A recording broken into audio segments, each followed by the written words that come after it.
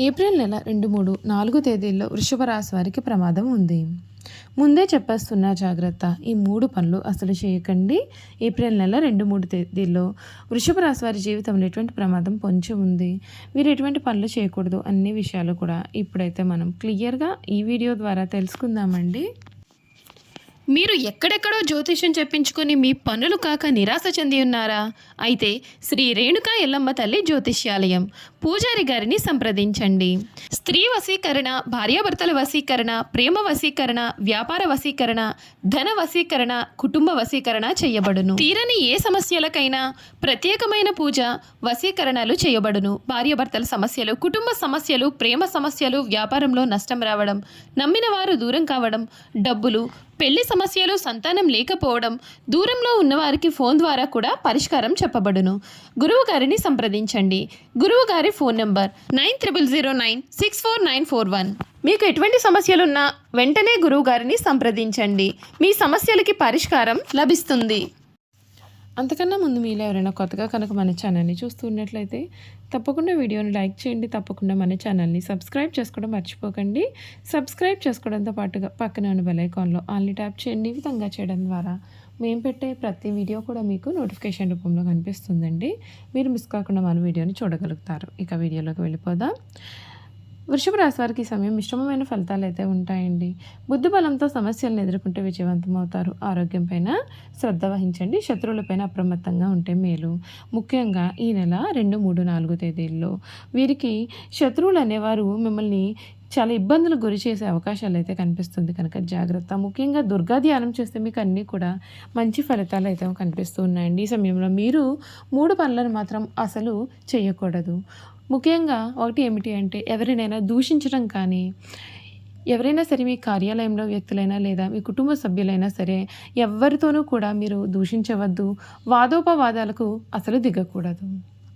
రెండవది ఏమిటి అంటే మీరు ఎటువంటి పెద్ద పెద్ద కార్యక్రమాల్లో కానీ లేదా పెద్ద పెద్ద బిజినెస్కి సంబంధించినటువంటి వ్యవహారాల్లో కానీ ఎక్కువ అమౌంట్ను అనేది మీరు ఎప్పుడూ కూడా పెట్టకూడదు.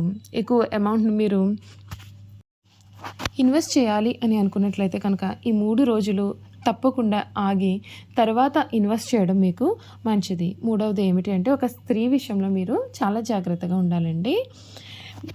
ఒక స్త్రీ కారణంగా కూడా ఈ సమయంలో మీకు ప్రమాదం అనేది పొంచి ఉంది. ఆ స్త్రీ విషయంలో మీరు చాలా జాగ్రత్తలు తీసుకోవాలి. ఏ స్త్రీ విషయంలోనైనా సరే మీరు ఎటువంటి పరిస్థితుల్లోనూ కూడా ఎవరి జోలికి వెళ్లకుండా స్త్రీల విషయంలో జాగ్రత్తగా ఉన్నట్లయితే కనుక ఈ సమయం మీకు అన్నీ కూడా అద్భుతమైన ఫలితాలు అయితే చూస్తారు. మీ రంగాల్లో మీదే పై చేయి అవుతుంది.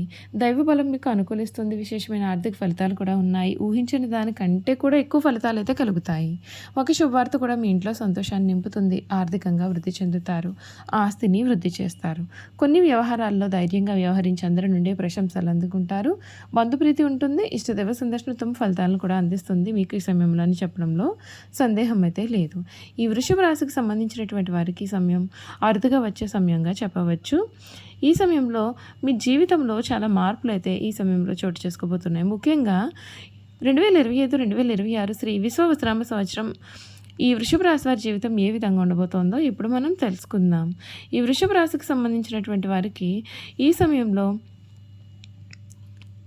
ఆర్థిక పరంగా అద్భుతమైన ప్రయోజనాలు అయితే కనిపిస్తూ ఉన్నాయి. ముఖ్యంగా ప్రారంభంలో మీ ఆదాయం పెరుగుతుంది. రాహు 11వ స్థానం నుండి రవాణా చేసే సమయంలో వీరికి ఆకస్మిక ధనలాభం కలిగే అవకాశాలు అయితే ఉన్నాయి. శనిదేవుని ప్రత్యేకమైన అనుగ్రహంతో కూడా మీకు ఆర్థికమైన ప్రయోజనాలు అయితే కలుగుతాయి. ఈ కాలంలో మీకు రావాల్సిన బకాయిలన్నీ కూడా తిరిగి అందుతాయి. ఈ ఏడాది మధ్యలో గురుడి సంచారం వేళ డబ్బు పొదుపు చేయడంలో కూడా మీరు విజయం సాధిస్తారు. ఈ రాశి వారికి తెలుగు నూతన సంవత్సరం శని ప్రభావంతో సానుకూల ఫలితాలు అయితే వస్తాయి. మీ భాగస్వామితో సంబంధం మధురంగా ఉంటుంది. మీ కుటుంబంలో సంతోషం, ప్రశాంతమైన వాతావరణం కూడా ఉంటుంది. మీ కుటుంబ సభ్యులతో ఒకరికి అనుబంధం కూడా పెరుగుతుంది. గురుగ్రహ ప్రభావంతో కొత్తగా పెళ్ళైన వారికి సంతానం గురించి శుభవార్తలు కూడా వినిపిస్తూ ఉన్నాయి. మీ కుటుంబంలో శుభకార్యాలు కూడా జరుగుతాయి. విద్యాపరంగా ఈ రాశి వారికి గురుడి ప్రభావంతో విద్యార్థులకు పోటీ పరీక్షల్లో మంచి విజయం సాధించే అవకాశాలు అయితే కనిపిస్తున్నాయి. మీరు ఏకాగ్రతతో చదువుతారు. ఉన్నత చదువులు చదవాలి అంటే వారికి నూతన సంవత్సరం అనుకూలంగా ఉంటుంది. విదేశీ విద్యను అభ్యసించాలి అంటే విద్యార్థులకు ఈ సమయం అనుకూలంగా ఉంటుంది. మీరు కోరుకున్న విద్యా సంస్థల్లో సీటు సంపాదించే అవకాశాలు అయితే ఉంటాయి. కెరియర్ పరంగా ఈ రాశి వారికి ఈ ఏడాది అద్భుతమైన ప్రయోజనాలు అయితే ఉంటాయి. కేంద్ర రాష్ట్ర ప్రభుత్వ రంగాలు, ప్రైవేట్ రంగాల్లో పనిచేసే వారికి ప్రమోషన్ లభించే అవకాశాలు కూడా అధికంగా ఉన్నాయి. మీ ప్రతిభకు గుర్తింపు లభిస్తుంది. శని గురుడి ప్రభావంతో మీకు చక్కటి శుభ ఫలితాలు అయితే రాబోతూ ఉన్నాయి. ఈ రాశి నుండి శనిదేవుడు 11వ స్థానంలో సంచారం చేసే సమయంలో విశేషమైన ప్రయోజనాలు అయితే ఉంటాయి. ఉద్యోగస్తుల కష్టానికి తగిన ఫలితాలు అయితే వచ్చే అవకాశాలు అయితే ఉంటాయి.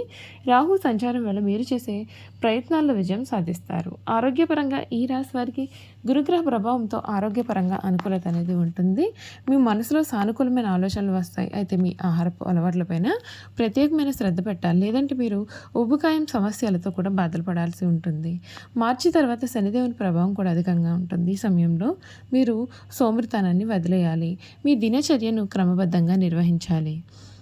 ఈ రాశి వారికి ఈ ఏడాది గురు ప్రభావంతో ప్రేమ జీవితంలో ప్రారంభంలో శుభ ఫలితాలు ఉంటాయి. అయితే సంవత్సరం మధ్యలో రాహుకేతు ప్రభావంతో మీ ప్రేమ సంబంధాల్లో కొన్ని సమస్యలు అయితే ఏర్పడతాయి. ఏప్రిల్ నుండి శని దృష్టి 5వ స్థానంలో ఉంటుంది కాబట్టి మీ ప్రేమ సంబంధంలో నిజాయితీని కొనసాగించాలి. అప్పుడు మాత్రమే మీ ప్రేమ జీవితం చాలా ఆనందంగా సాగుతుంది.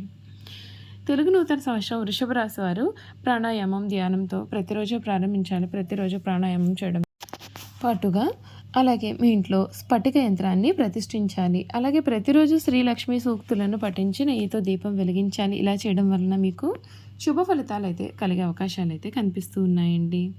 చూసారు కదండి, వృషభ రాశి వారి గురించి తెలుసుకున్నాం కదా. ఇక వీరి గుణగణాలు ఏమిటి, వీరు చేయాల్సిన జాతకపరమైన పరిహారాలు కూడా ఏ విధంగా ఉండబోతున్నాయి తెలుసుకుందాం. వృషభ రాశిలో జన్మించినటువంటి వారు, ముఖ్యంగా స్త్రీల గురించి చూసుకున్నట్లయితే వీరు చాలా రూపవతులని చెప్పాలి. ఈ రాశి వారు ఏదైనా సరే పని ప్రారంభిస్తే దాన్ని ఎంత చూడండి విడిచిపెట్టారు తమ భర్త జీవిత భాగస్వామి నుండి ప్రేమానురాగాలు కావాలని కోరుకుంటారు. అదేవిధంగా తమ జీవిత భాగస్వామిని ప్రేమానురాగాలతో ఆరాధిస్తారు.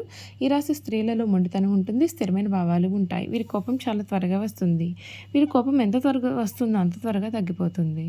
ఈ వృషభ రాశి వారికి అధిపతి శుక్రుడు కావున వీరి జీవితం చాలా అద్భుతంగా ఉంటుంది. ఈ వృషభ రాశి వారి రోజు లక్ష్మీ అనుగ్రహం కోసం రోజు లక్ష్మీ అష్టోత్తర శతనామావళి చదివితే చాలా మంచిది.